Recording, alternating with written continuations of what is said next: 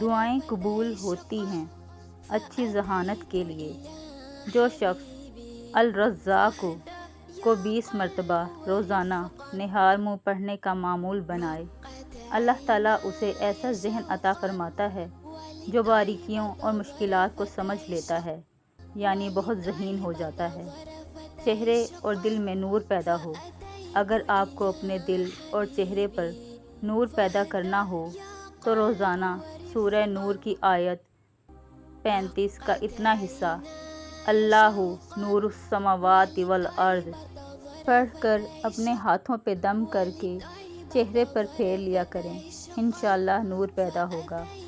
دعائیں قبول ہوتی ہیں۔ جو شخص سورہ فاتحہ 100 بار پڑھ کر دعا مانگے گا، انشاءاللہ اس کی دعا قبول ہوگی۔ دولت، شہرت، امیر کبیر ہونے کے لیے جب سورج طلوع ہو رہا ہو تو 300 بار درود شریف پڑھیں صلی اللہ علیہ وسلم، پھر 300 بار بسم اللہ الرحمن الرحیم پڑھیں۔ لگاتار 1 سال پڑھیں۔ طہارت کا خیال رکھیں۔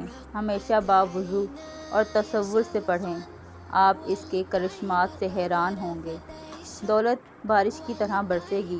یہ عمل آزمودہ پتھر پر لکیر ہے، کبھی ناغہ نہ کریں۔ خواص الحی القیوم، اللہ لا الہ الا هو الحی القیوم برحمتک استغیث کا ورد 121 بار اول و آخر درود شریف 3 بار کے ساتھ پڑھے۔